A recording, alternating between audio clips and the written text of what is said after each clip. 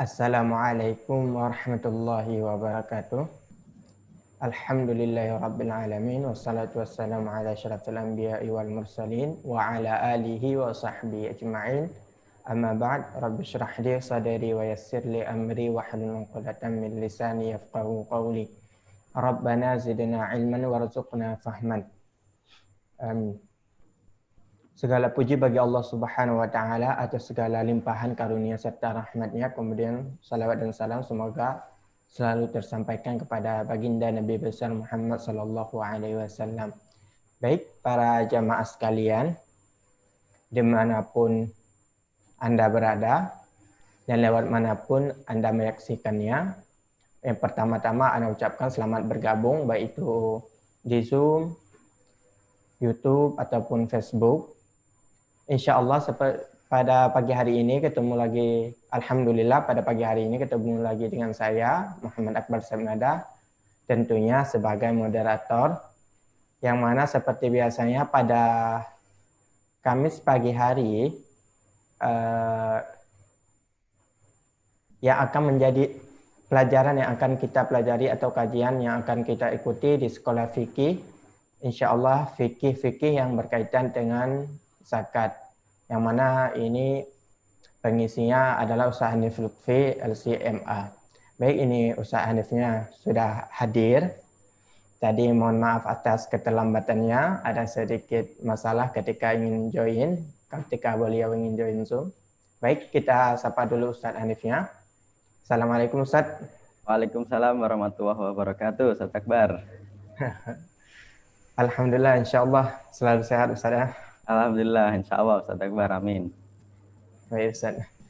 Baik para jemaah sekalian, seperti biasanya pada Kamis pagi hari kita selalu akan mempelajari fikih zakat, yang mana pada pagi hari ini Ustadz Hanif ingin membawa topik kriteria harta yang wajib zakat. Baik, langsung saja kita persilakan kepada Ustadz Hanif untuk menyampaikan materinya. Kepada Ustadz Hanif, waktu dan tempat kami persilahkan. Bismillahirrahmanirrahim. Assalamualaikum warahmatullahi wabarakatuh. Waalaikumsalam warahmatullahi wabarakatuh. Alhamdulillah wa kafa wassalatu wassalamu ala rasulihil mustafa wa ala alihi wa ashabihi alisidqi wal wafa. Rabbi syrah li sadri wa yassir li amri wahlul 'uqdatam min lisani yafqahu qawli, amma ba'du. Para jamaah pemirsa sekolah fikih dimanapun Anda berada, saya doakan semoga hari ini dan hari-hari berikutnya Anda dalam keadaan sehat walafiat. Mohon maaf sebelumnya karena tadi ada kesalahan teknis sedikit, maka saya agak telat masuk Zoom-nya karena masuk nggak bisa. Sampai hampir setengah 6 ini kita baru mulai, nggak apa-apa. Tapi insya Allah tidak mengurangi semangat kita untuk selalu mencari ilmu. Yang mana pada kesempatan kali ini di hari Kamis, sebagaimana biasanya kita akan melanjutkan fikih zakat.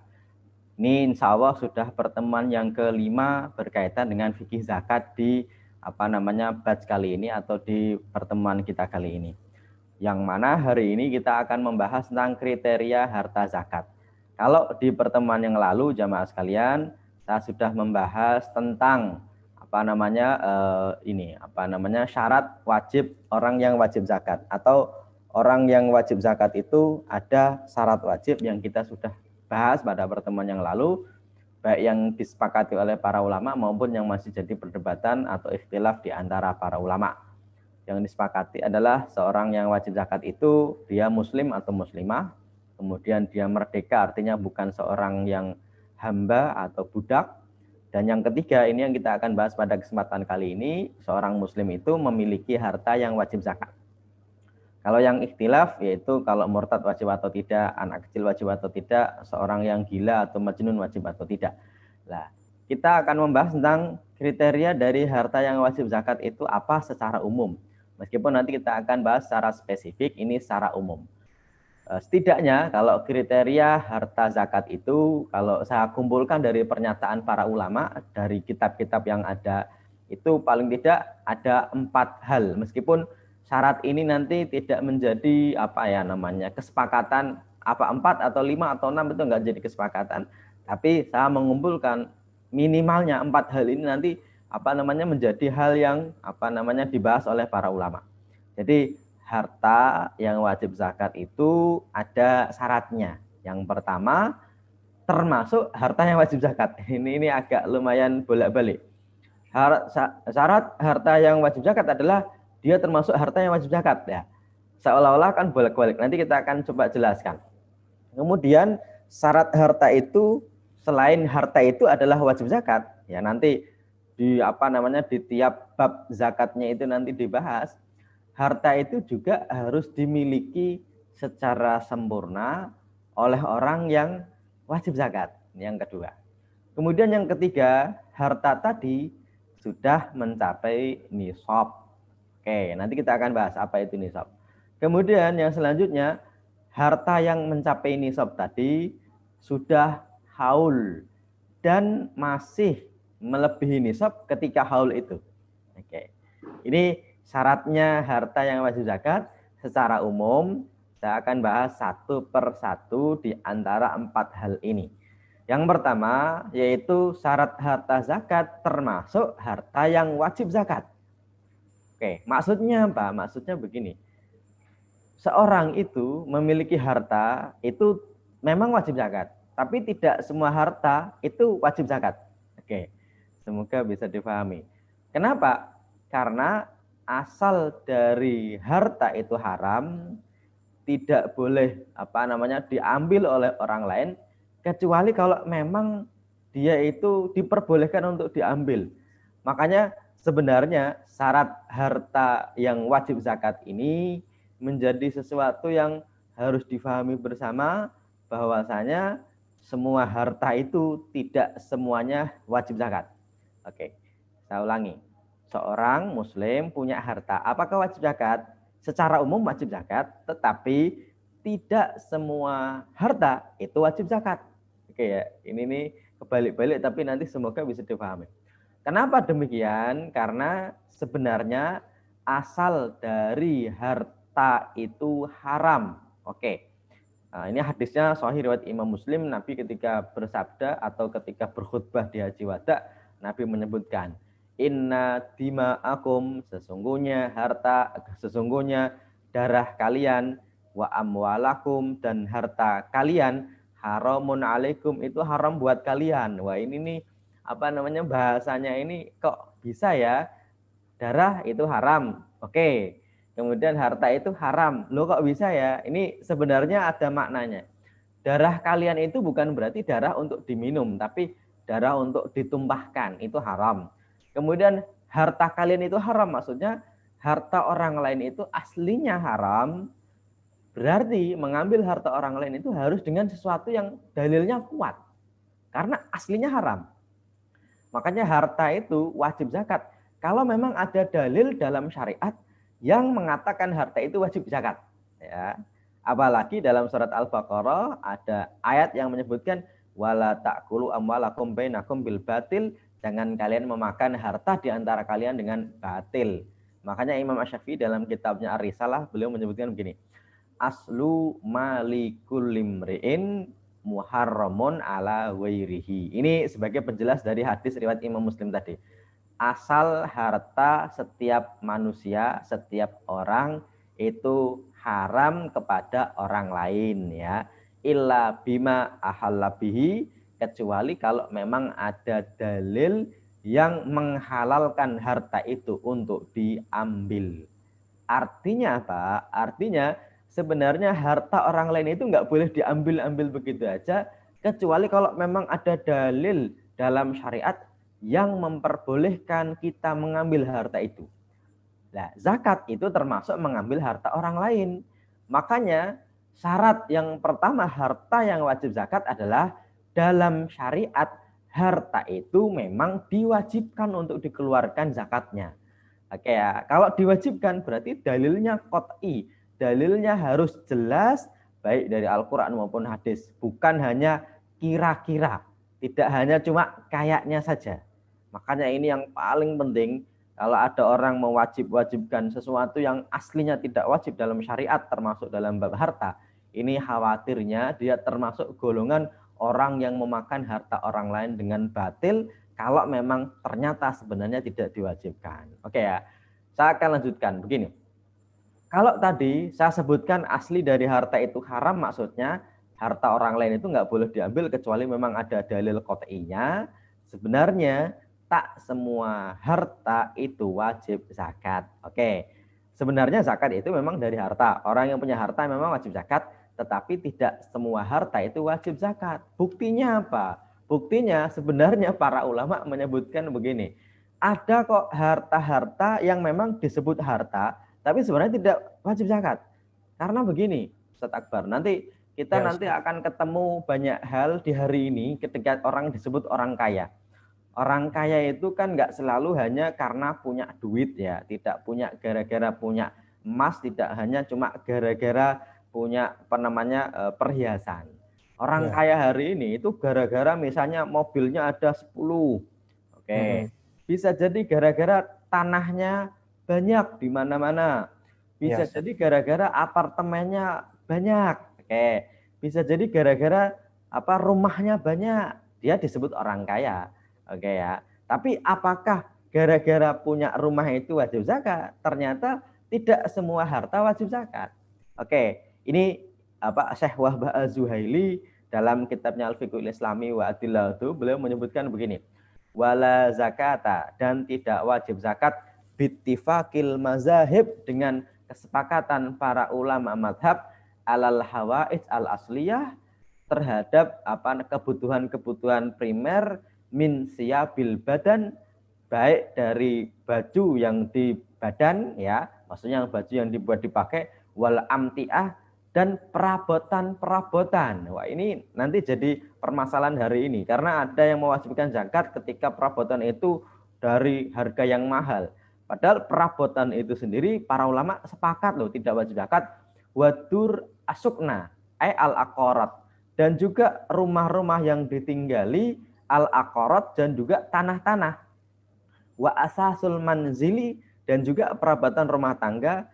Wadawab ar-rukub, dan juga hewan yang dinaiki. Wasilahul isti'mal, dan juga apa namanya silah atau apa namanya alat perang ya yang digunakan.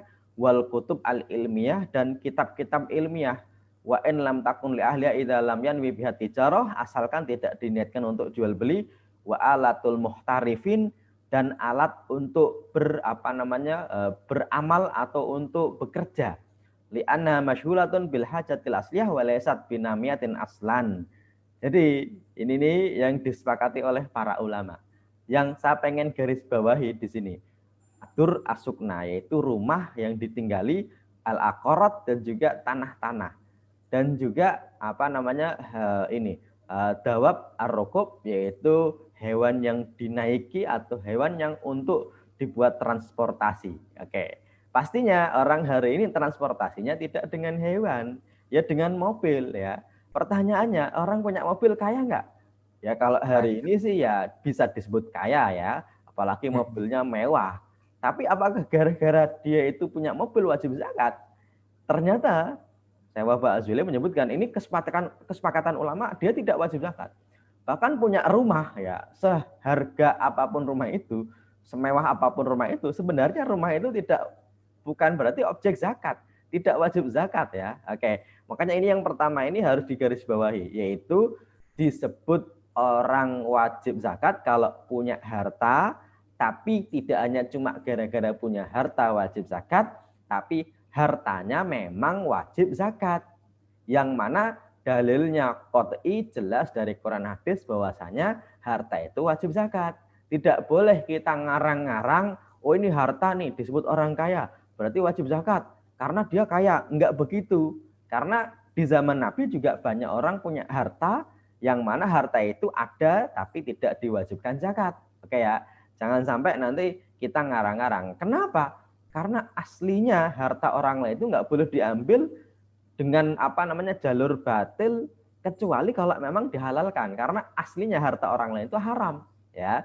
Berarti bisa dihalalkan kalau memang ada dalil yang kuat untuk mengatakan harta itu halal. Termasuk Ibnu Abdul Bar dalam kitabnya Al-Istidkar itu beliau menyebutkan wa ajma'u an la zakata fil huli. Para ulama juga sepakat bahwasanya tidak ada zakat al-huli. Al-huli itu apa? Perhiasan Iza kana jauharon, ketika perhiasan itu berupa jauhar. Ini au yakutan la zahaba fi wala fidda, atau berupa perhiasan-perhiasan yang selain emas dan perak. Ini para ulama sepakat. Orang itu punya perhiasan selain emas dan perak, misalnya ya berlian, misalnya mutiara. Pertanyaannya, berlian itu mahal nggak harganya? Bisa jadi lebih mahal daripada emas, ya. Tapi para ulama sepakat nih, perhiasan yang selain dari emas dan perak itu tidak wajib zakat, ya. Bahkan perhiasan dari emas dan perak saja, ya, ini ternyata para ulama juga tidak mewajibkan zakat. Meskipun nanti kita akan bahas secara detail dalam bab zakat emas perak, tapi ini hanya cuma sebagai gambaran awal saja ya. Bahwasanya yang punya zakat saja itu belum tentu, keliru. Yang punya harta saja hari ini belum tentu wajib zakat. Kenapa? Karena ternyata di zaman Nabi, kalau Ibnu Abdul Bar tadi kan bilang, perhiasan yang mahal apapun kalau selain emas perak tidak wajib zakat. Dan ternyata para ulama juga menyebutkan, yang perhiasan dari emas pun, dari perak pun, kalau memang itu dipakai, itu juga nggak wajib zakat. Nih, kata Asy-Syaukani dalam kitabnya Asailul Jiral. Beliau menyebutkan begini, waqad kana lis-sahabati wa ahalihim, para sahabat Nabi dan juga keluarga-keluarga mereka itu punya minal hilyati ma huwa ma'ruf, punya perhiasan minal huliyah atau hilyah, yang mana mereka punya perhiasan yang memang juga dikenal. Walam yasbut annahu sallallahu alaihi wasallam amarum bizakati fi dzalik, tapi tidak ada dalil yang kuat yang menyebutkan itu wajib zakat. Balkana Mu'ad, bahkan Mu'ad bin Jabal itu ya'idun nasa wa yarsyudhunna, bahkan Mu'ad bin Jabal itu memberikan mau'idah dan juga menyuruh para perempuan-perempuan untuk sedekah. Sedekah nafli, artinya sedekah sunnah. Mu'ad bin Jabal menyuruh perempuan yang punya perhiasan untuk sedekah sunnah, tidak disuruh untuk zakat. Oh, berarti zakatnya nggak wajib. Oke, ini saya pengen cuma memberikan gambaran. Yang pertama adalah zakat itu memang wajib kepada orang yang memiliki harta, tetapi harta ini tidak cuma sekedar harta saja, tidak cuma orang kaya saja, tapi kalau harta ini memang wajib zakat dengan dalil yang qat'i, maka kita katakan wajib. Tapi kalau memang tidak wajib secara dalilnya, ya berarti meskipun itu hartanya melimpah, tidak dikatakan wajib zakat. Ini jangan sampai ngarang. Kenapa? Karena hari ini ada beberapa orang itu yang ngarang dalam bab zakat wajib atau tidak dalam kaitan zakat kontemporer. Mulai dari perhiasan, mulai dari rumah mewah, kemudian kendaraan mewah, kemudian perabotan rumah yang mewah.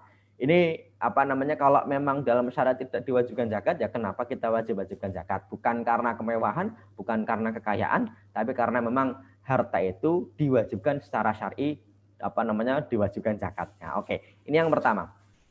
Kemudian yang kedua, ini keliru. Saya masih yang pertama dulu, ini cuma pembahasan tambahan saja. Insya Allah nanti kita akan bahas secara detail, yang mana harta zakat itu sebenarnya itu dibagi menjadi dua ya, meskipun zakat itu sendiri dibagi menjadi dua besar, yaitu zakat badan namanya zakatul fitri, zakat harta yang namanya zakat mal. Jadi keliru kalau disebut zakat mal itu hanya cuma zakat uang saja, enggak.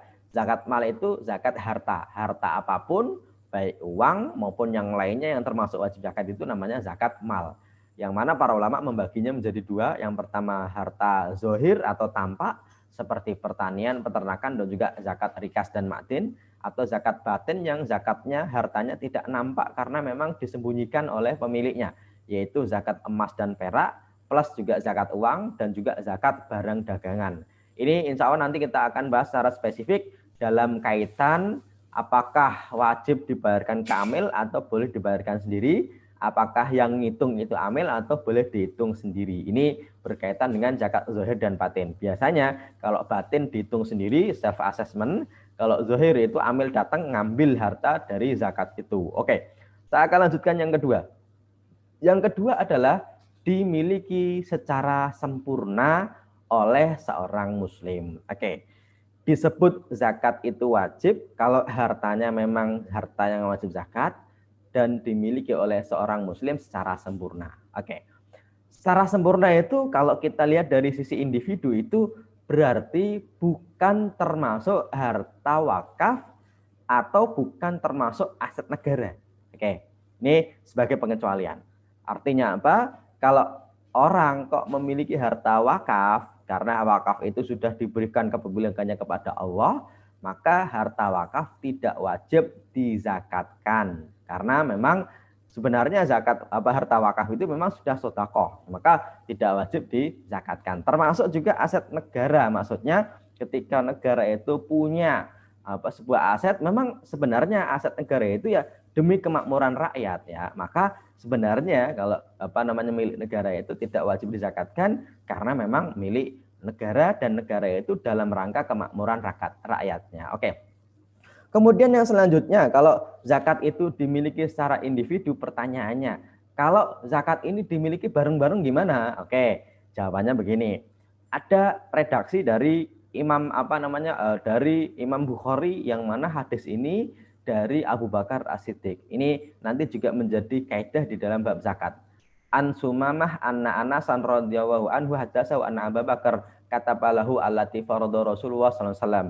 Abu Bakar itu menulis surat yang mana surat ini nanti suratnya cukup panjang yang menjadi cara membayar zakat di zaman Abu Bakar. Tulisan itu dari Abu Bakar, katanya ini dari Rasul, kata Abu Bakar, yang mana ada hadisnya begini.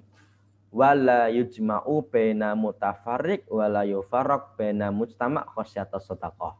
Tidak dikumpulkan harta yang berpisah dan tidak dipisahkan harta yang ngumpul karena takut sedekah. Oke.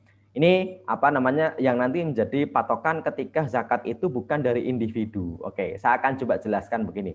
Aslinya zakat itu cuma diwajibkan kepada individu yang muslim. Artinya kalau ada harta kok dimiliki bersama, kok bisa dibedakan pemilik-pemiliknya, maka setiap pemilik itu wajib zakat masing-masing. Oke. Kalau memang setiap pemilik itu bisa dibedakan. Saya kasih contoh. Saya dengan Ustadz Akbar itu punya peternakan kambing ya, Ustadz Akbar ya contohnya. Ya Ustadz. Kampung Ustadz Akbar punya peternakan kambing, Ustadz Akbar punya kambing. Kambingnya itu misalnya ya 35. Oke, berarti Ustadz Akbar itu bos kambing atau sering disebut Ustadz Akbar kambing karena punya kambing ya kan gitu ya. 35 berarti belum nyampe nisab. Oke. Saya juga punya kambing, saya titipkan ke Ustadz Akbar. Yang mana kambing saya 30. Oke. Dan bisa dipetakan, bisa dibedakan antara milik saya, kambingnya, dan milik Ustadz Akbar. Kalau bisa dibedakan, kok ternyata beda, itu nggak dikumpulin jadi satu. Biar wajib zakat, nggak begitu. Berarti kalau punya saya 30, punya Ustadz Akbar 35, ya berarti saya belum wajib zakat, Ustadz Akbar belum wajib zakat. Oke. Tapi kalau ternyata ngumpul jadi satu, saya juga nggak tahu kambing saya berapa ya. Karena kita dulu iurannya bukan kambing tapi uang. Uang saya 10 juta, Ustadz Akbar 10 juta, kita beliin kambing bareng-bareng. Nggak tahu pokoknya ini kambing bareng-bareng. Ternyata kambingnya ada 50 kambing. Ya berarti 50 itu wajib zakat meskipun dimiliki 2 orang. Oke. Kasus ini nanti berlaku ketika harta dimiliki berdua dalam satu rumah yaitu suami istri. Ini sebuah pertanyaan yang selalu ditanyakan. Pak Ustadz, kalau harta dimiliki oleh istri dan dimiliki oleh suami wajib zakat atau tidak? Jawabannya dengan hadis riwayat Imam Bukhari tadi. Yaitu yang ngumpul tidak bisa dipisah, yang pisah tidak dikumpulkan. Maksudnya apa? Kalau memang hartanya pisah-pisah milik istri, milik suami, kalau ternyata memang belum wajib zakat kedua-duanya ya berarti tidak wajib zakat. Tapi kalau harta ini dikumpulkan suami, dikumpulkan istri jadi satu, nggak tahu ini harta siapa. Ya berarti kalau di atas nisab berarti tidak dipisahkan karena memang aslinya ngumpul. Berarti kalau memang aslinya ngumpul ya berarti wajib zakat meskipun tidak diketahui siapa pemiliknya dari 2 orang ini. Termasuk nanti juga kalau jadi pertanyaan ketika bicara mengenai zakat perusahaan. Hari ini ada namanya zakat perusahaan. Sebenarnya perusahaan itu nggak wajib zakat. Kenapa? Karena perusahaan nggak muslim ya. Maksudnya apa? Apakah perusahaan kafir? Ya enggak lah. Emang ada perusahaan muslim? Enggak. Yang muslim itu pemiliknya. Kalau perusahaannya kan nggak beragama ya, maka sebenarnya perusahaan tidak wajib zakat. Tapi pertanyaannya wajib zakat atau tidak? Ya kalau yang memiliki muslim, misalnya pemiliknya 1 orang, ya dia mau punya perusahaan ya berarti dia wajib zakat karena muslim itu punya harta. Kalau memang harta itu wajib zakat. Tapi kalau perusahaannya dimiliki oleh 5 orang, kok hartanya bisa dipisah-pisahkan? Oh, saya punya sekian persen. Oh, saya punya sekian persen. Oh, ini harta saya berarti masing-masing wajib zakat. Tapi kalau ternyata kepemilikan itu ngumpul, ya sudah dibayarkan satu orang saja, nanti yang lain nggak wajib bayar zakat dari harta itu. Dalilnya apa? Dalilnya adalah riwayat Imam Bukhari, yang ngumpul ya tidak dipisahkan, yang pisah tidak dikumpulkan. Oke ya. Oke, ini yang kedua, dimiliki secara sempurna, secara individu maupun yang memang kelompok tapi sudah tidak bisa dipisahkan lagi. Kemudian yang ketiga, harta itu wajib zakat. Kemudian tadi saya sebutkan yang kedua dimiliki secara sempurna, bukan harta wakaf dan juga bukan milik negara. Yang ketiga, itu harta tadi sudah mencapai nisab. Nisab ini apa? Nisab ini penting banget ya, penting banget karena setiap harta itu punya nisabnya masing-masing. Setiap harta punya nisabnya masing-masing dan nisab ini tidak bisa ngarang karena memang secara syar'i nisab itu diatur. Nisab itu apa? Nisab itu batas minimal wajib zakat. Oke, kenapa saya bilang tadi nisab nggak bisa ngarang? Karena hari ini ada juga yang nisab yang ngarang-ngarang, dia itu nggak pakai aturan. Maksudnya begini, nisab itu standar orang disebut wajib zakat dari hartanya. Dan setiap harta itu ada nisabnya kalau memang itu wajib zakat. Dan nisab itu bukan karangan kita, tapi memang ada aturannya, baik dari dalil Al-Quran maupun hadisnya. Saya kasih contoh nih. Di dalam hadis disebutkan bahwasanya nisab dari kambing itu 40 Ustaz Akbar. Jadi orang itu baru wajib zakat kambing kalau kambingnya itu minimalnya punya 40. Oke ya. Kemudian kalau sapi itu punya sapi 30. Oke. Kalau onta itu cuma 5 onta. Oke. Ini bilangannya jelas. Oke. Nah, kalau kita coba logikakan, emang harganya sama ya antara kambing, onta dan sapi ya. Ternyata memang kadang-kadang harganya juga beda. Kita akan coba contohkan begini. Kalau kita bicara mengenai onta, mungkin jamaah nggak tahu harganya onta ya. Mungkin Ustaz Akbar juga nggak tahu onta itu harganya berapa. Karena memang di Indonesia nggak ada orang jual onta. Onta itu paling murah itu 20 juta Ustaz Akbar. Itu kalau onta itu sudah siap dijual itu 20 jutaan ya. Ada juga yang 30. Kalau kita memang misalnya nih kita ambil angka misalnya harga onta 30 juta. Berarti kalau wajib zakat onta itu 30 juta kali 5, ya berarti 150 juta kan gitu ya. Kalau kita konversi dengan rupiah. Tetapi kalau kita bicara kambing itu 40 ya. 40 kambing itu satu kambingnya itu setakbar itu harganya misalnya ya kita anggap 3 juta lah dengan harga rata-rata. Ya, atau misalnya 2 juta sekarang juga sudah dapat. Oke ya, 2 juta kali 40 itu baru 80 juta. Ya. Tapi kalau sapi 30 sapi baru wajib zakat. 30 sapi itu kalau sapi sekarang itu harganya 15 juta sampai 20 juta ya. Atau misalnya kita pakai angka 20 lah, kita angka yang mudah saja atau mungkin 10 juta ya. 10 juta kali 30 itu sudah 300 juta. Kalau satu sapinya harganya 10 juta. Belum lagi kalau sapinya harganya 15 juta atau 20 juta, tergantung sapinya kan. Berarti nisabnya sapi yang 30 itu kalau dikonversi yang paling tinggi, yang paling rendah kambing, yang dengan itu ya onta kan gitu ya. Loh, kenapa nggak sama ya? Karena memang syariatnya begitu, hadisnya begitu, perintahnya Nabi begitu. Beda dengan zakat harta atau zakat berupa dinar. Dinar itu nisabnya itu 20 dinar. Yang kalau dikonversi sedinar itu ada 4,25 gram, berarti 20 kali 4,25 ya berarti 85 gram emas. 85 gram emas kalau hari ini emasnya 1 juta, ya berarti ya 85 juta kan gitu ya. Ya mirip sih dengan kambing, mirip dengan onta, tapi kalau dengan sapi beda lagi. Beda lagi dengan pertanian Ustaz Akbar. Pertanian itu nisabnya itu cuma 1 ausuk 5 wasak, yang mana kalau dikonversi itu cuma sekitar 750 kilogram ya. 750 kilogram dari harta pertanian. Nah, kalau kita bicara pertanian nanti setiap itemnya itu harganya beda-beda. Ya. Pertanian ini nisabnya itu memang banyak ya, namanya 750 gram, tapi dari benda yang harganya nggak mahal-mahal amat. Kita kasih contoh misalnya harga dari jagung. Jagung itu wajib zakat. Jagung itu sekilonya 4.000 misalnya. 4.000 kali 750 itu harganya tidak bisa menyandingi emas. Tapi zakatnya lebih tinggi daripada zakat emas. ya. Makanya nisab ini standarnya bukan standar logika kita, tapi standar yang memang ditetapkan oleh dalam syar'i, yang mana disebut nisab itu adalah ma nasabahu asyari, apa yang ditetapkan oleh asyari, yaitu apa namanya Allah dan Rasulnya, alamatan sebagai alamat ala wajib zakah, terhadap wajibnya zakat, minal maqadir alatiyah fi bahsi amali zakah, yang nanti akan dibahas di bab-bab tentang harta-harta zakat. Oke.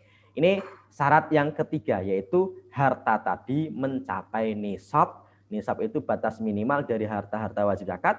Nisab itu batasannya bukan dari logika manusia, tapi karena dari wahyu. Meskipun apa namanya mungkin nanti ada kias, tapi kiasnya ini bukan ngarang, karena kias ini nanti ada aturan tersendiri. Tapi intinya nisab ini memang standar minimal orang wajib zakat. Oke.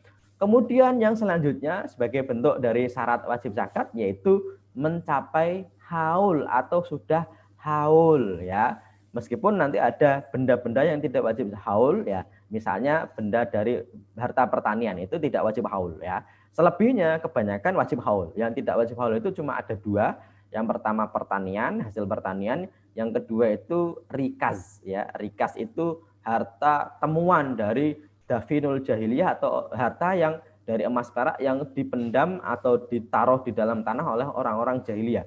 Itu tidak pakai haul, tapi ketika ketemu wajib 20%. Oke. Kemudian selanjutnya, selebihnya semuanya disyaratkan adanya haul. Haul itu apa? Haul itu dimiliki selama setahun. Oke. Dalilnya adalah riwayat Imam At-Tirmidzi, Ibnu Majah, Al-Baihaqi, Ad-Daraqutni, dan lain sebagainya.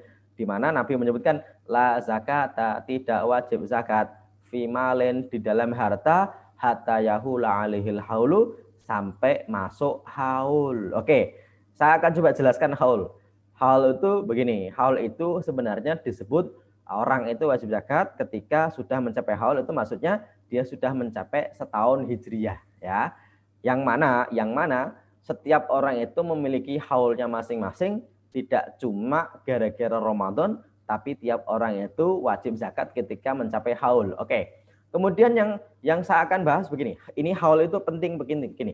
Saya akan coba simulasikan. Orang misalnya ya yang disepakati dulu. Ini punya emas.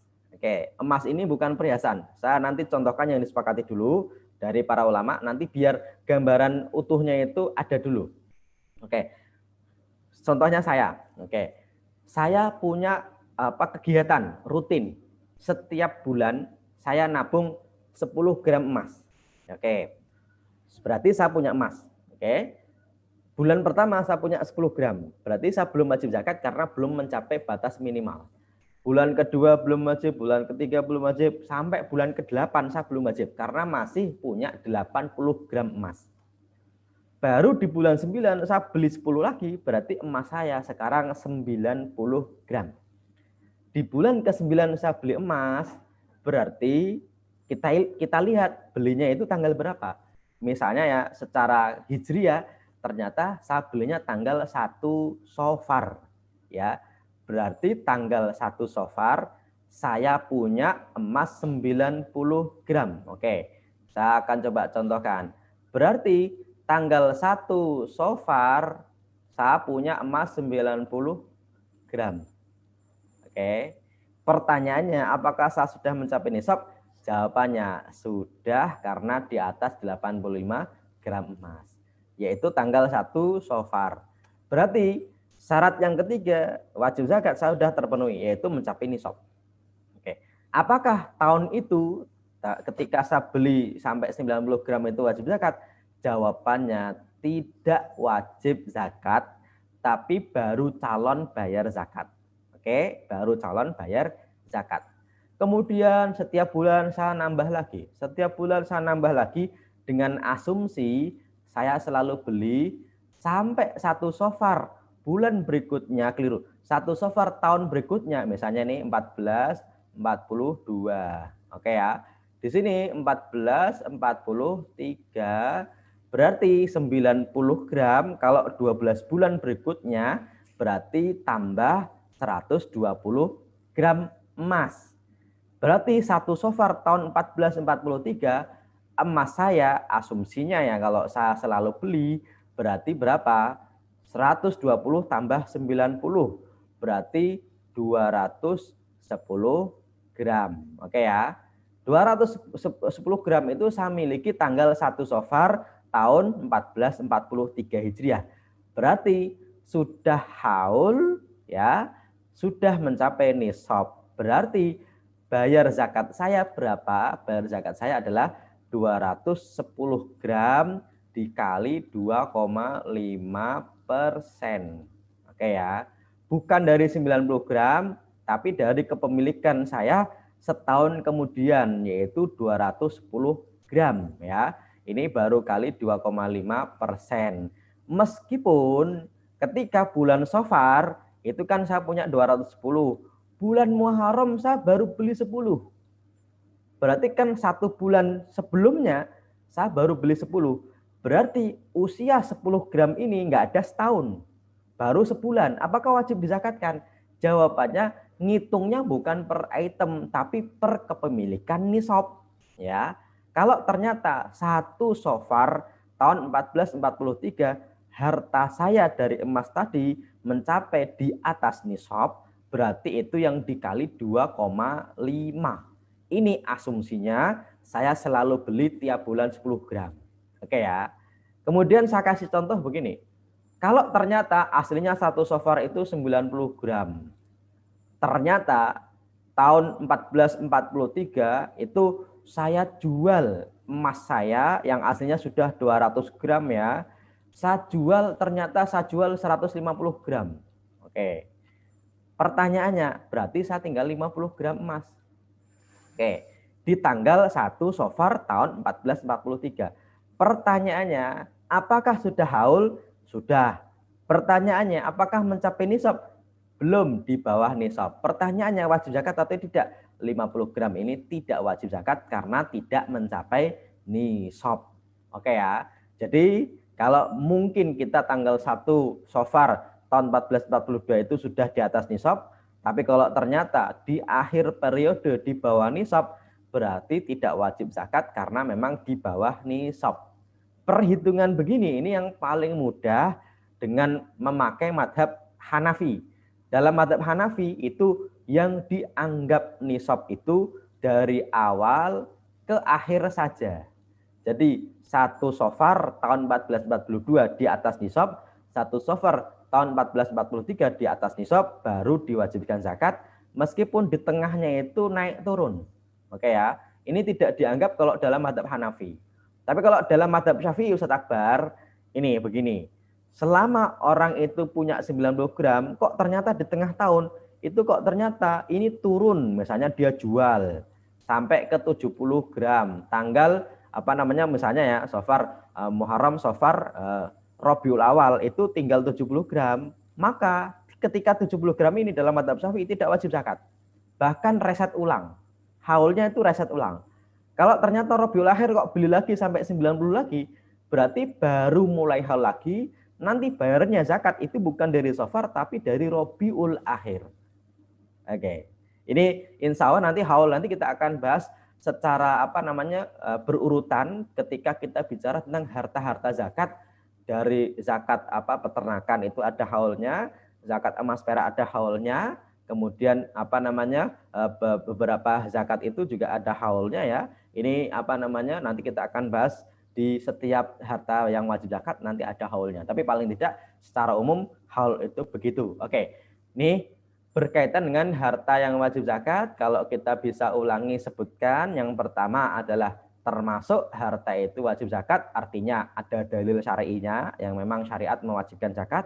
Yang kedua, dimiliki secara sempurna, baik individu maupun bareng-bareng, tetapi bareng-barengnya itu tidak bisa dipisahkan ya. Kalau bisa dipisahkan berarti tiap individu itu milik masing-masing. Yang ketiga, mencapai nisab. Nisab itu batas minimal orang wajib zakat, yang mana dalilnya itu ada dalam syariat, nisab itu batas minimalnya. Yang keempat, sudah haul dan masih melebihi nisab. Ini nanti juga jadi catatan. Kalau sudah haul tapi kok di bawah nisab, baik dijual atau ketika uang itu dibelanjakan, ya berarti ya tidak wajib zakat kalau memang sudah tidak ada ya. Insya Allah nanti kita akan bahas lagi secara detail masing-masing ini di tiap-tiap bab ya. Semoga apa yang saya sampaikan meskipun agak telat ini semoga bisa difahami secara umum syarat wajib harta ini yang bisa saya sampaikan. Silahkan Ustadz Akbar kalau mau dibuka sesi tanya jawabnya, barangkali ada jamaah yang ingin bertanya atau mengkonfirmasi. Oke. Baik, Ustaz. Baik para jamaah sekalian, alhamdulillah. Jadi sebenarnya menurut pemahaman Anda ya, penjelasan dari Ustaz Hanif juga sudah lumayan agak jelas ya.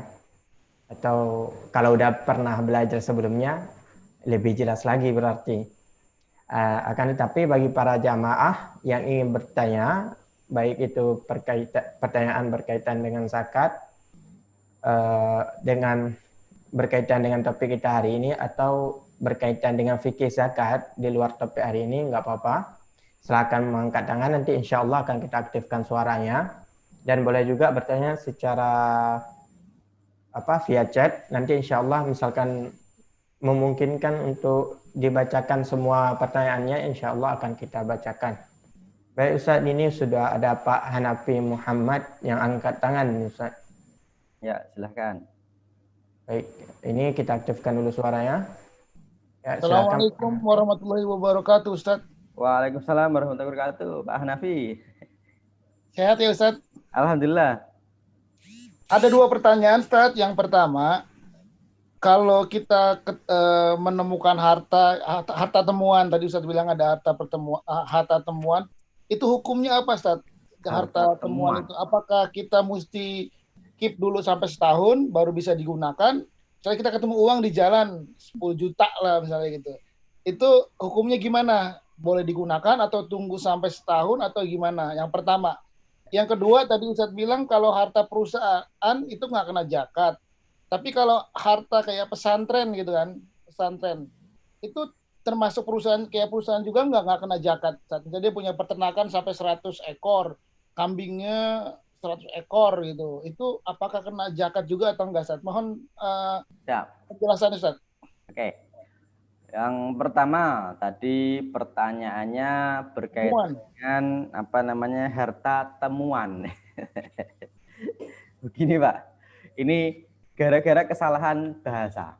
Ya, makanya saya selalu bilang kalau belajar agama sih kalau cuma baca-baca terjemah itu boleh, tapi kalau disimpulkan sendiri jangan. Karena temuan itu Pak, bahasa Arabnya itu dua. Yang pertama namanya ar-rigazu, yang kedua namanya luqotoh. Ini dua hal ini berbeda banget. Ya, meskipun orang kita nyebutnya dengan harta temuan. Padahal sebenarnya bukan harta temuan. Makanya saya nggak begitu sepakat dengan terjemahan bebas ini. Oke. Makanya orang sampai keliru-keliru. Kalau di jalan ketemu uang 10 juta itu zakatnya berapa ya? Kan itu harta temuan. Oke, begini. Sebenarnya harta temuan itu yang wajib zakat itu namanya harta ar-rikazu. Ar-rikas ini pengertiannya berbeda jauh dengan al-luqotoh. Oke, saya akan jelaskan. Harta temuan dalam bahasa Arab itu bukan luqotoh tapi ar-rikas. Rikas itu apa? Ar-rikas itu para ulama menyebutkan dafinul jahiliyah, yaitu harta emas dan perak yang mana harta itu aslinya disimpan oleh orang-orang sebelum Islam atau orang-orang jahiliyah sebelum masuk Islam, ya. Yang mana ketika kita ketemu emas itu, kita lihat, oh dari Mataram kuno, oh berarti bukan Muslim. Berarti harta itu kita wajib zakatkan ketika ketemu, yaitu 10%. Tidak harus diumumkan, tidak harus dikasih ke pemerintah, meskipun aslinya zakat ar-rikas itu tidak harus dikasihkan ke pemerintah ya. Kalau memang itu aslinya dafinul jahiliyah, harta yang memang dipendam dari orang-orang jahiliyah, meskipun hari ini mungkin undang-undangnya berbeda karena harta itu mungkin jadi harta arkeologi mungkin ya. Tapi sebenarnya kalau harta itu berupa emas kok simpan oleh orang-orang jahiliyah sebelum Islam atau orang yang memang belum masuk Islam, dan kita bisa pastikan itu harta boleh kita miliki tapi dikeluarkan zakatnya al-khumus. Al-khumus itu 20% ya. Ini yang perlu digarisbawahi. Kemudian kalau ketemu uang di jalan itu maksudnya apa? Sebenarnya Pak, uang di jalan itu aslinya bukan rikaz, tapi dia lukotoh. Hukumnya berbeda banget. Lukotoh itu tidak wajib zakat.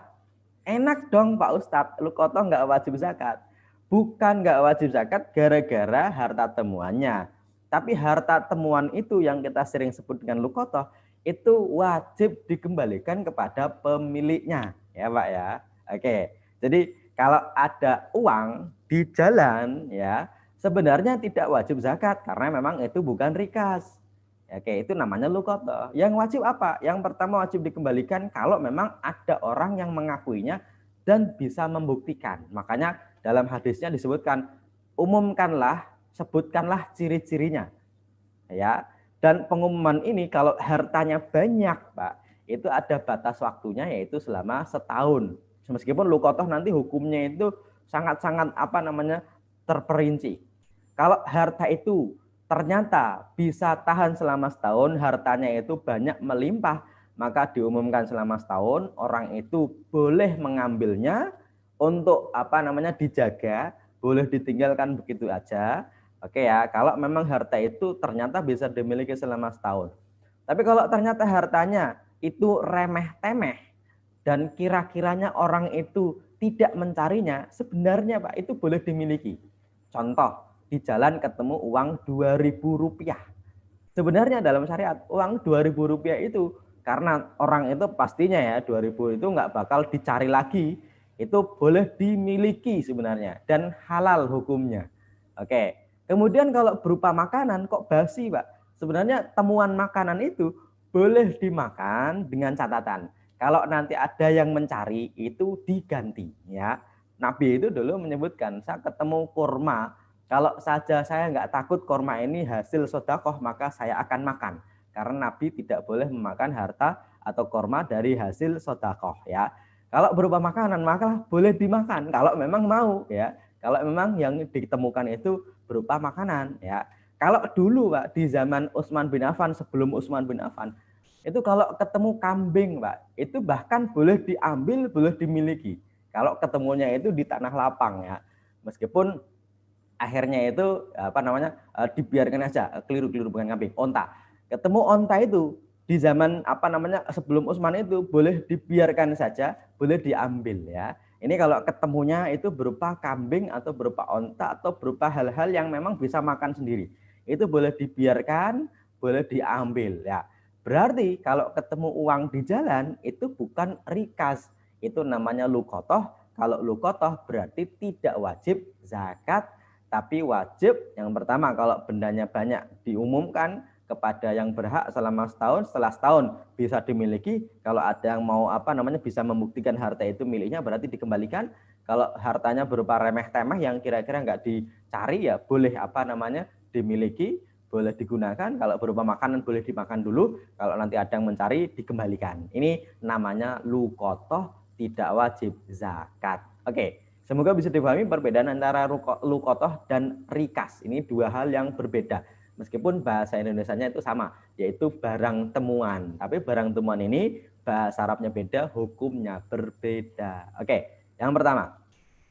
Yang kedua, kalau tadi perusahaan tidak wajib zakat, itu sebenarnya Pak, secara umum begitu. Tapi sebenarnya ada spesifikasinya. Begini, tadi jangan sampai keliru.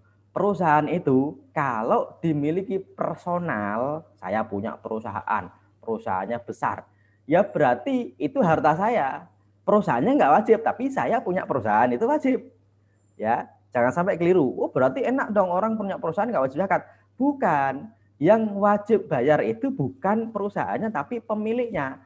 Meskipun pemilik boleh mewakilkan kepada perusahaan untuk membayarnya. Oke ya, saya punya perusahaan personal, pribadi. Ya, saya punya PT tapi saya miliki pribadi, ya berarti itu harta saya. Kalau harta saya berarti nanti perusahaan itu kan ada yang harta bergerak, ada yang wajib zakat, ada yang tidak wajib zakat. Yang memang wajib zakat dikeluarkan kalau memang produksinya itu alatnya, kemudian kendaraannya, itu kan masuk aset perusahaan. Tapi sebenarnya aset perusahaan itu ada yang wajib zakat, ada yang tidak wajib zakat. Kalau yang berupa alat produksi, kemudian kendaraan yang digunakan, gedungnya itu tidak wajib zakat. Berarti meskipun itu aset saya ya berarti tidak wajib saya bayarkan zakatnya. Kalau memang perusahaannya itu pribadi. Tapi kalau perusahaannya berupa bersama-sama, dimiliki bareng-bareng, PT misalnya ya Pak ya, tiap orang itu punya saham di situ. Sebenarnya yang wajib zakat itu ya pemilik saham sebagai orang yang punya harta di situ. Nah, sebagai pemilik saham itu boleh dibayarkan secara mandiri, boleh dibayarkan secara kolektif.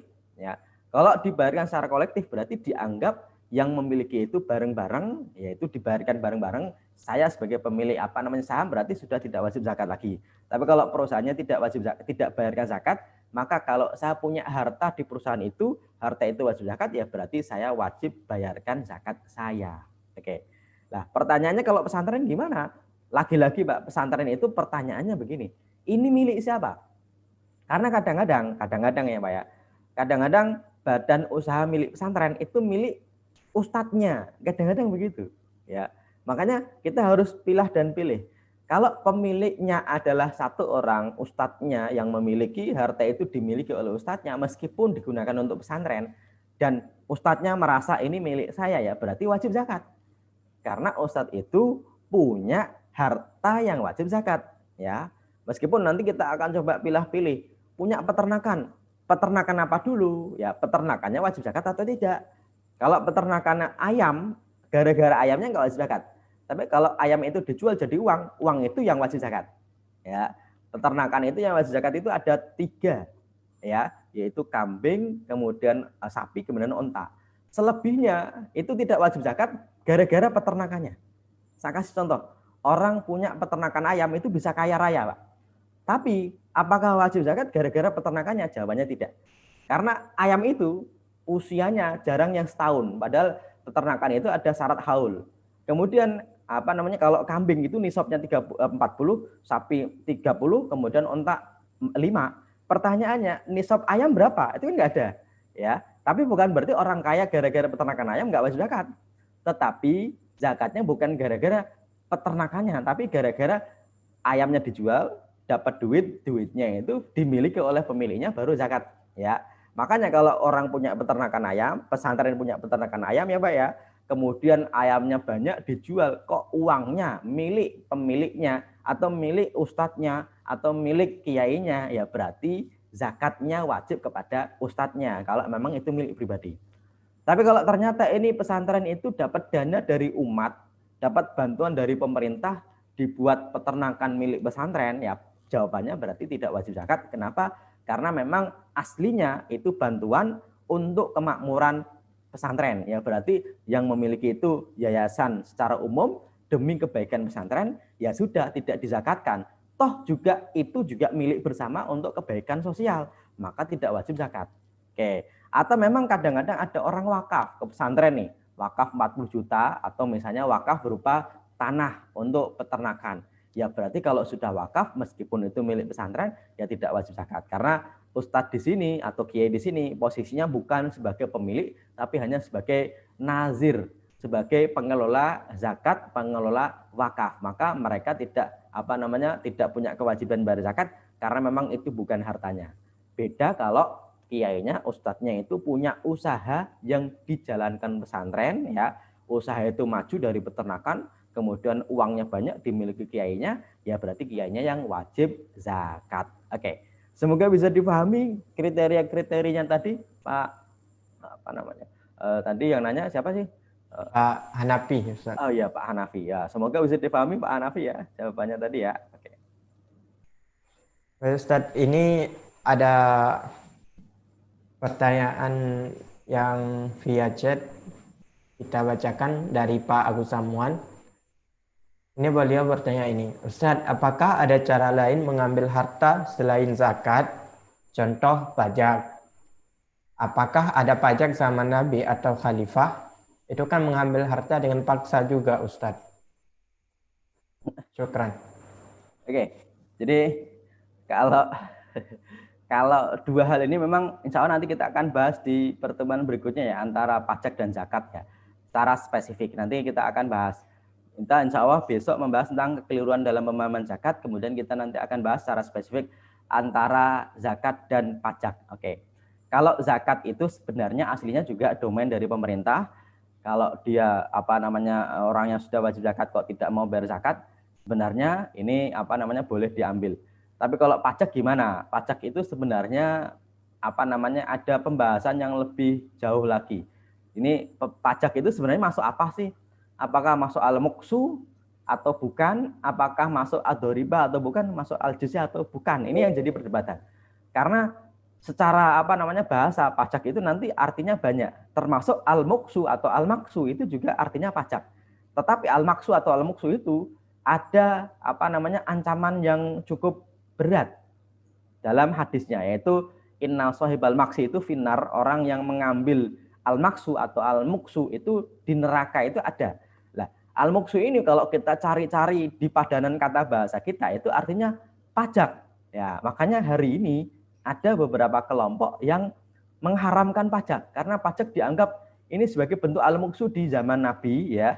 Makanya haram, maka termasuk orang yang kerja di pajak itu termasuk makan harta haram. Ada yang bilang begitu ya.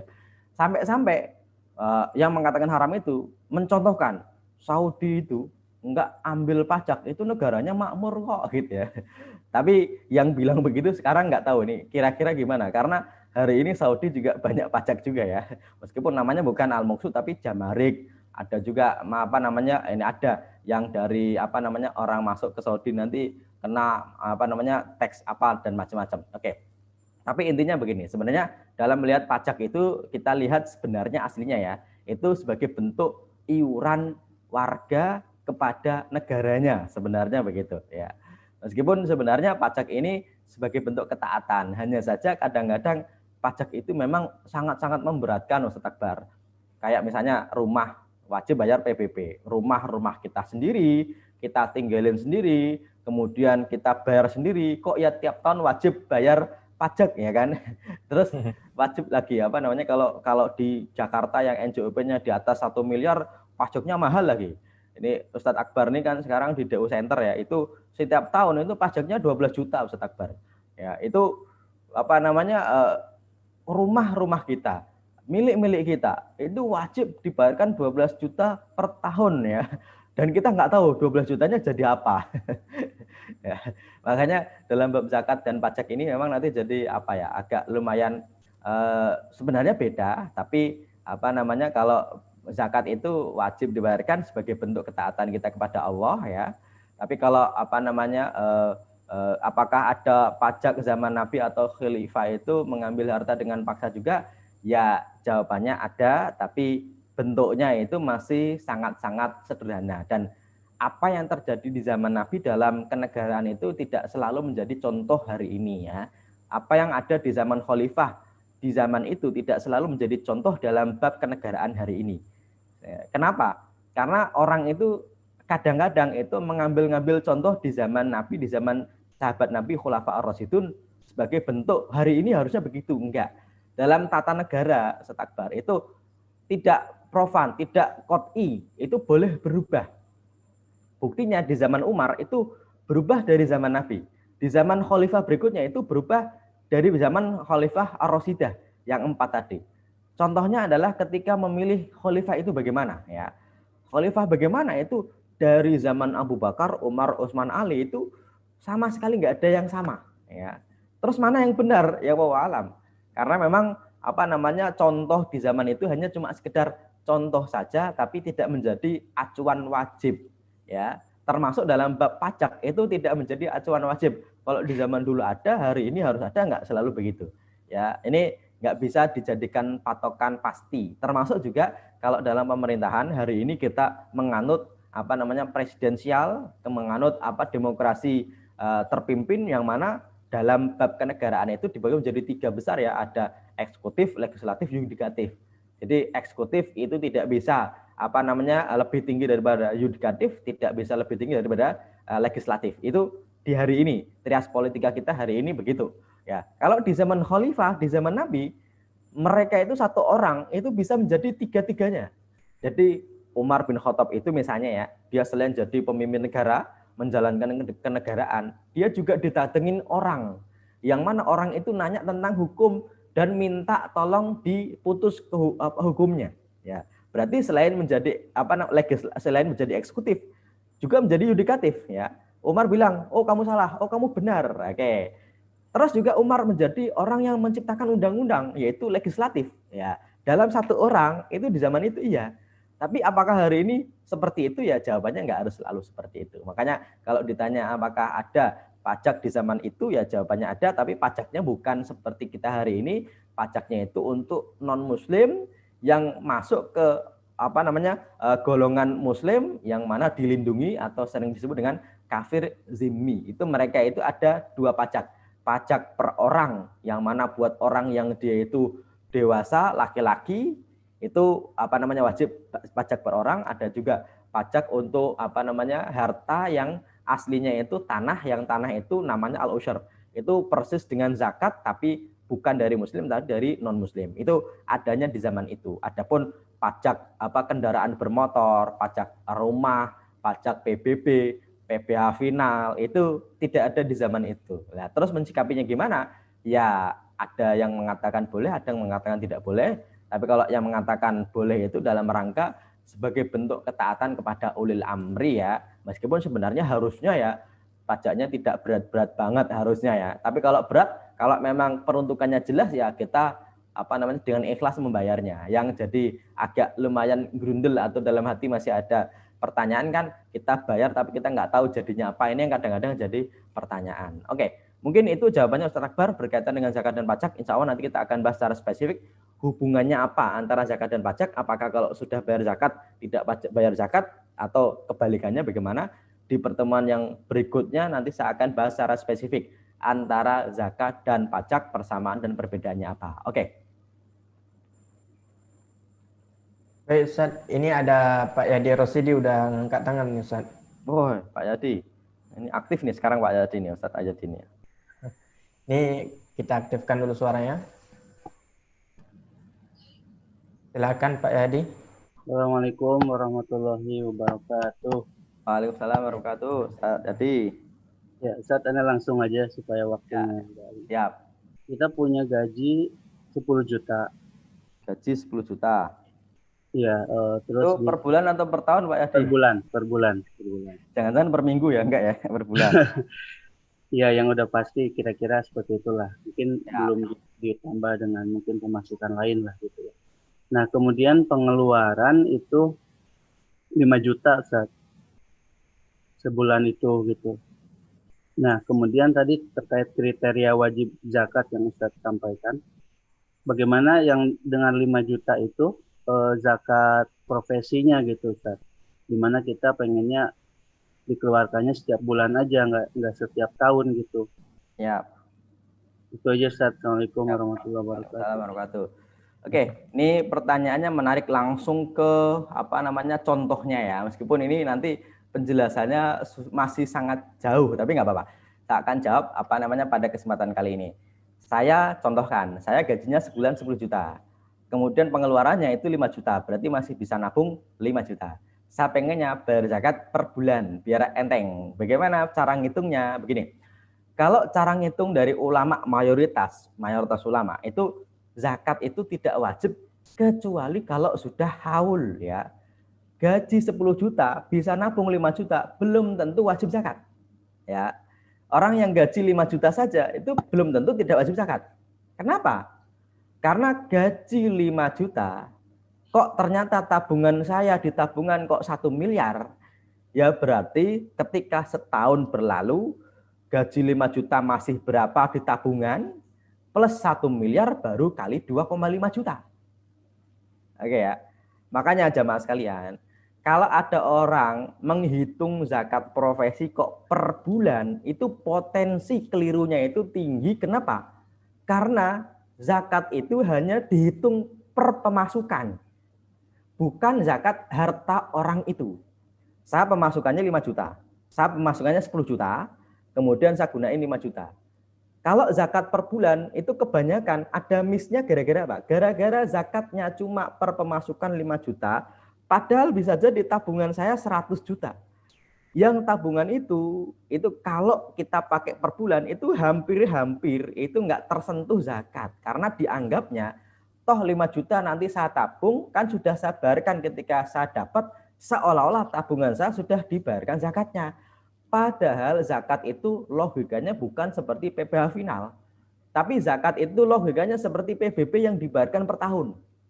Ya, makanya kalau cara menghitungnya gimana? Cara menghitungnya begini. Saya gajinya 10 juta.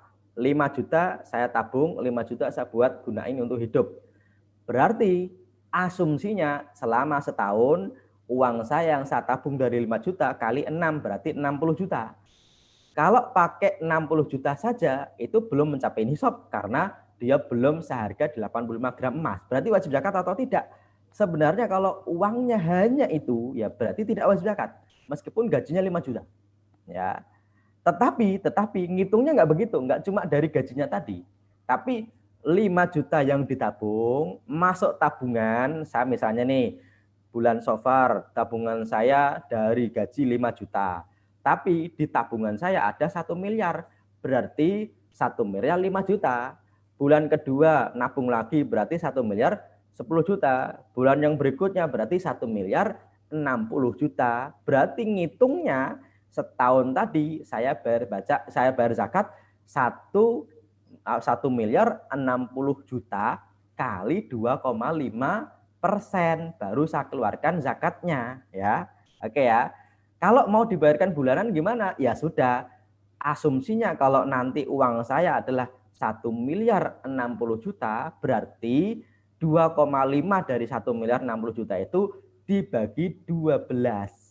Kalau dibagi 12 ya berarti berapa dari angka tadi? Bukan dari dapatnya 5 juta, tapi dari uang saya secara keseluruhan, baik penghasilan di bulan itu maupun penghasilan di tahun-tahun yang lalu. Ya, karena nanti jadi pertanyaan, Ustadz kalau uang saya sudah saya bayarkan zakatnya setahun, apakah tahun depan wajib zakat? Jawabannya, uang itu kita samakan dengan dinar dirham, wajib zakatnya itu tahunan ya, bukan ketika dapat. Kalau ketika dapat itu bukan zakat uang, tapi itu zakat pertanian ya. Kalau zakat pertanian ketika dapat wajib zakat. Tapi kalau zakat dari uang hasil dari profesi sebenarnya ya, cara ngitung yang mudah itu begini.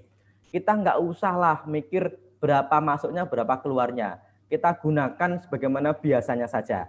Kita hari ini, bulan ini dapat 10 juta. Ya udah kita gunain untuk hidup. Ternyata masih sisa 2 juta. Nggak usah bingung-bingung, ini 2 juta wajib zakat nggak ya? Nggak usah bingung-bingung. Bulan berikutnya ternyata dapat 15 juta. Bisa nabung 10 juta. Ya udah nggak usah bingung-bingung ngitungnya. Karena ngitungnya nggak harus per bulan. Nanti selama setahun, uang yang saya kumpulkan bulanan itu berapa, plus yang saya miliki di tabungan berapa. Berarti kan kalau sisa itu kan berarti sudah dikurangi kebutuhan hidup. Karena kebutuhan hidup itu pastinya sudah dikeluarkan. Baru yang sisa tadi itu kali 2,5%. Jadi sebenarnya klausul sudah dikurangi kebutuhan hidup itu maksudnya sudah habis digunakan untuk kehidupan. Itu maksudnya begitu. Ya. Jangan sampai keliru ya. Jangan sampai keliru gimana? Ini kadang-kadang hari ini orang hitungnya kan per dapat dikurangi kebutuhan hidup. Kebutuhan hidupnya berapa? 5 juta ya. Ya udah, anggap saja kamu zakatnya 5 juta. Enggak begitu ya.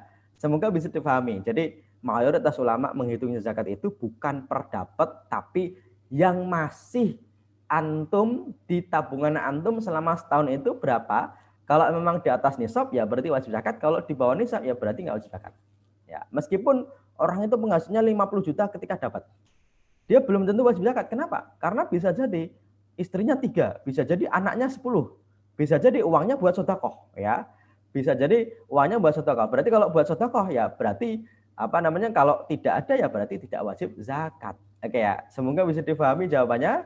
Tapi kalau masih kurang paham juga ya nggak apa-apa. Nanti saya akan bahas secara spesifik tentang cara menghitung zakat profesi hari ini. Saya berarti tidak mewajibkan zakat profesi, tapi cara ngitungnya ini yang harus benar, jangan sampai keliru. Berarti cara ngitungnya gimana? Cara ngitungnya adalah harta yang masih dimiliki selama setahun di atas nisab, maka itulah yang wajib zakat, baik dari profesi dia atau baik dari penghasilan yang lain. Karena kadang-kadang orang profesinya pekerja, gajinya 10 juta, tapi ternyata dia punya harta lain yang mana bisa jadi lebih banyak dari penghasilan yang lain. Ya bisa jadi zakatnya bisa jadi lebih banyak bukan gara-gara profesinya itu. Oke. Semoga bisa dipahami jawabannya. Nanti kalau kurang paham juga semoga nanti di pertemuan-pertemuan berikutnya bisa paham. Oke ya. Mungkin itu Ustadz Akbar. Baik, Ustaz. Materinya sudah saya kirimkan di chat ya. Nanti jamaah silahkan kalau ada yang mau butuh materinya bisa download begitu aja. Kayaknya sudah masuk ke chat kan ya Ustadz Akbar ya? Apa, Ustaz? Untuk materi kita kali ini saya sudah kirimkan ke kolom chat. Di situ ada yang kelima syarat harta zakat. Oke, Sudah Ustaz. bisa dilihat, sudah ada? Sudah ada, Ustaz. Sudah ada ya, oke. Mungkin yang terakhir sebelum kita tutup Ustadz Akbar. Ini masih ada beberapa pertanyaan. Oh, masih ada? Iya. Antum mau pilih yang mana, Ustaz? Ada yang angkat tangan, ada dari chat di Zoom, ada juga di YouTube, Ustaz. Bacain dulu dari Zoom aja satu, nanti dari YouTube satu. Dari chat atau? Dari chat dulu.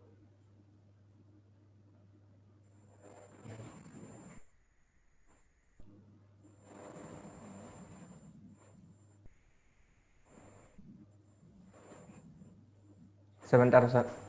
Oh, banyak ya pertanyaannya ya. Iya, Ustaz. Oh, ini warisan aja nih, saya jawab nih harta warisan.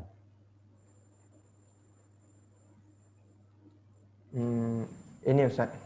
Ada pertanyaan dari Pak Gerilian Syah.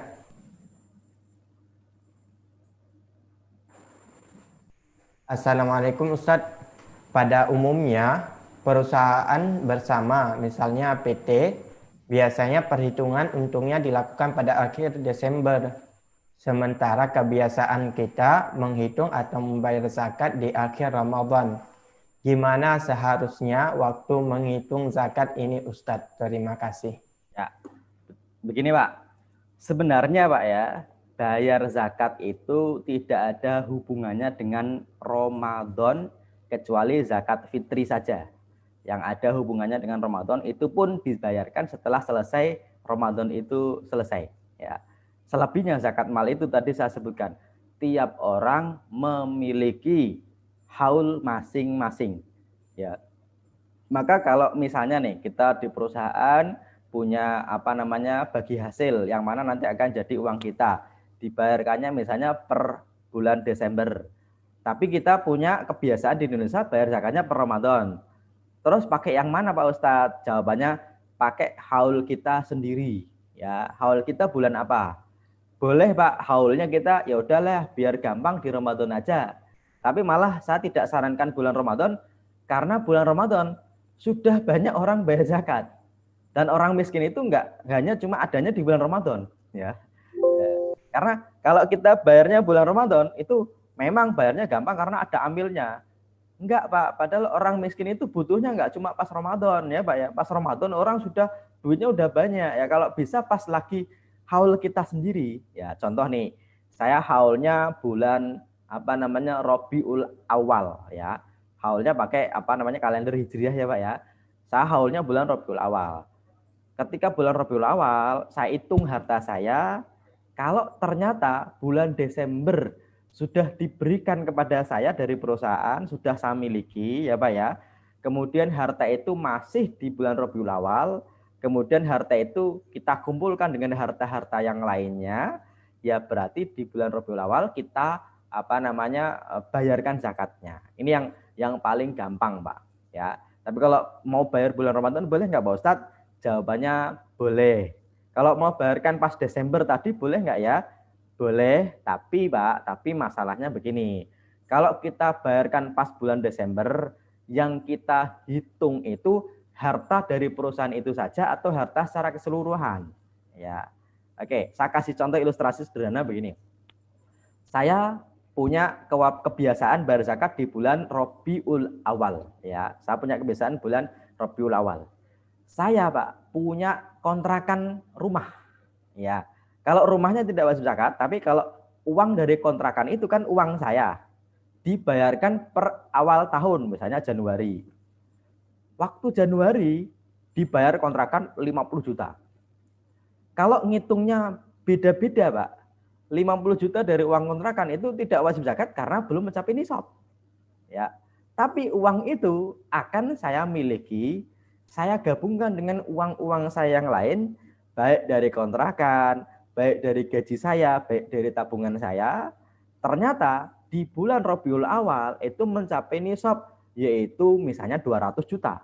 Ya, saya sudah mengawali tahun lalu, ya, di bulan Rabiul Awal uang dari gaji saya, uang dari kontrakan, kemudian uang dapat dari apa, masuk ke rekening saya di bulan Rabiul Awal, saya hitung, oh ternyata uang saya 200 juta ya, oh berarti wajib zakat ya, berarti di bulan Rabiul Awal itu saya bayarkan 2,5 ya, karena kalau penghasilan kok dipecah-pecah tadi bisa jadi tidak ada yang wajib zakat, padahal uang itu milik saya semua ya. Kalau dipecah-pecah per penghasilan nanti tidak wajib zakat, tapi sebenarnya yang wajib itu uang yang saya miliki dari penghasilan apapun ya Pak ya. Maka kalau ada perusahaan kok hitungan rugi untungnya di bulan Desember, nggak apa-apa, itu masuk ke rekening kita, ketika masuk nggak wajib zakat karena zakat bukan PPh final, bukan ketika per masuk ya Pak ya, tapi ketika saya miliki. Bisa jadi saya dapat warisan, tadi ada pertanyaan warisan, saya jawab saja. Saya dapat warisan 1 miliar, itu banyak banget. Apakah wajib zakat gara-gara dapat warisan? Jawabannya tidak. Tapi kalau dapat warisan 1 miliar, kemudian saya sudah mencapai haul saya yaitu bulan Rabiul Awal, kok sisa dari warisan tadi masih dikumpulkan dengan uang yang lain di atas nisab, berarti wajib zakat. Bukan karena warisannya, tapi karena itu harta saya yang sudah mencapai haul. Ya. Tapi kalau ternyata nih, saya dapat warisan 1 miliar, terus saya gunain untuk beli mobil, beli rumah, beli tanah, habis. Pertanyaannya, kalau nanti Rabiul Awal wajib zakat atau tidak? Jawabannya begini, ya masih enggak. Kalau misalnya pernah dapat 1 miliar kok sekarang waktu saya haul kok enggak ada, ya berarti enggak wajib zakat. Sesederhana itu sebenarnya ngitung zakat. Ya, semoga bisa dipahami. Baik Ustaz, ini waktunya sudah habis. Ya. Mungkin untuk sudah bisa tutup kajian untuk pagi hari ini. Ya. Mohon maaf ya, ini pertanyaan yang banyak ini nanti semoga nanti bisa hadir lagi dan semoga nanti saya bisa nanya, keliru. Semoga nanti saya bisa jawab dan insya Allah nih pertanyaannya karena tidak selalu sesuai dengan materi, nanti saya urutkan berdasarkan yang atas chatnya dulu ya Ustaz Akbar ya, gimana? Baik Ustaz. Oke ya, tapi dengan asumsi sesuai dengan materi kita ya, karena pertanyaan tadi kemana-mana nih. Jadi insya Allah nanti kolom chattingnya ini kita buka pertanyaan mulai dari awal kajian ya. Nanti kita akan pilih yang lebih dulu dan sesuai dengan materi kita ya. Tapi kalau tidak ada yang sesuai materi ya, yang lebih dulu nanti yang saya akan jawab ya. Karena waktu kita ternyata terbatas sekali ya. Jadi mohon maaf ya, mohon maaf kalau ternyata apa namanya agak belum banyak yang dijawab semuanya, mohon maaf karena pertanyaannya banyak banget ya. Ini apa namanya kurang lebihnya nanti pertemuan berikutnya kita akan coba buka sesi tanya jawabnya itu kalau di chatting mulai dari apa namanya awal kajian boleh. Tapi nanti kita akan urutkan. Kalau sesuai dengan materi, sesuai dengan tema, kok lebih dulu nanti kita yang akan jawab yang itu yang lebih dulu ya Ustaz Akbar ya. Kalau memang pertanyaannya banyak dan tidak cukup waktunya. Oke. Kurang lebihnya itu yang bisa saya sampaikan. Insya Allah nanti di pertemuan berikutnya kita akan bahas lagi tentang kekeliruan pemahaman tentang zakat. Insya Allah nanti kita apa namanya di pertemuan berikutnya di hari Kamis ya tentang zakat dan sedekah kita akan bahas sampai tuntas. Semoga bisa istiqomah selepas apa namanya sekolah fikih ini selesai. Semoga bisa menghitung zakatnya sendiri dan juga semoga kita termasuk golongan orang yang bayar zakat. Karena kalau termasuk golongan orang bayar zakat berarti uangnya banyak ya Ustaz Akbar ya. Kalau belum wajib zakat berarti uangnya belum banyak ini. Kalau Ustaz Akbar ini nggak tahu sudah wajib zakat mal atau belum. Ya. Kalau belum berarti uangnya belum banyak ya. Kalau sudah ya berarti uangnya banyak. Oke. Kurang lebihnya itu yang bisa saya sampaikan. Saya akhiri. Assalamualaikum warahmatullahi wabarakatuh. Saya kembalikan kepada Ustadz Akbar. Silahkan. Waalaikumsalam warahmatullahi wabarakatuh. Baik, sebelumnya para jamaah sekalian, Ana sebagai moderator, Ana ucapkan mohon maaf. Ada beberapa pertanyaan dari para jamaah masih belum sempat dibacakan karena keterbatasan waktu kita. Insya Allah silakan diingat kembali pertanyaannya dan bisa ditanyakan di pertemuan selanjutnya. Dan seperti himbauan dari Ustadz tadi, ketika untuk pertemuan selanjutnya, ketika sesi sekolah fikih dimulai, jika para jamaah memiliki pertanyaan yang sebelumnya belum dijawab, langsung aja diketik. Dan kita akan memilih pertanyaan yang lebih dahulu ditanyakan dan kita sesuaikan dengan tema. Kalau tidak ada pertanyaan yang sesuai dengan tema atau keluar dari tema, berarti kita bacakan yang terlebih dahulu bertanya. Baik para jamaah sekalian, seperti biasanya, sebelum kita mengakhiri sekolah fikih atau kajian rutin kita, mari kita baca doa bersama. Semoga ilmu yang kita dapatkan bermanfaat di dunia ataupun di akhirat. Dan semoga ilmu yang kita pelajari ini juga bisa memberikan manfaat kepada orang-orang di sekitar kita. A'udzu billahi minasyaitonir rajim. Bismillahirrahmanirrahim. Alhamdulillahi rabbil alamin. Allahumma salli wa sallim wa barik ala sayyidina Muhammad wa ala alihi wa sahbihi ajma'in. Rabbana anfa'na bima 'allamtana, rabbi 'allimna alladhi yanfa'una, rabbi waffiqna, rabbi faqihna wa faqih ahlana wa qarabatin lana fi dinina ma'a ahlil qutri unsa wa dzakar. Rabbi waffiqna wa waffiqhum lima tartadi qawlan wa fi'lan karama. Warzuqil kulla halalan daima wa akhilla atqiya ulama. Nahda bil khairi wa nukfa kulla syar.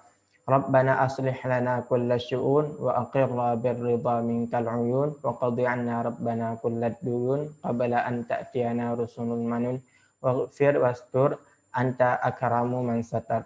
Wassalatullahi taghsha li mustafa man ilal haqqi da'ana wal wafa bi kitabin fi lin nasi shifa wa alal alik وعلى الآل الكرام الشرفاء وعلى الصحب مصابيح الغرق. اللهم اهدنا بهداك واجعلنا ممن يسارع في رضاك ولا تولنا وليا سواك ولا تجعلنا ممن خالف أمرك وعصاك وحسبنا الله ونعم الوكيل ولا حول ولا قوة إلا بالله العلي العظيم وصلى الله على سيدنا محمد وعلى آله وصحبه وسلم والحمد لله رب العالمين. Baik para jamaah sekalian, mari kita tutup sekolah fikih pada pagi hari ini dengan membaca doa kafaratul majelis. Subhanakallahumma wa bihamdika asyhadu an la ilaha illa anta astaghfiruka wa atubu ilaik. Wassalamualaikum warahmatullahi wabarakatuh.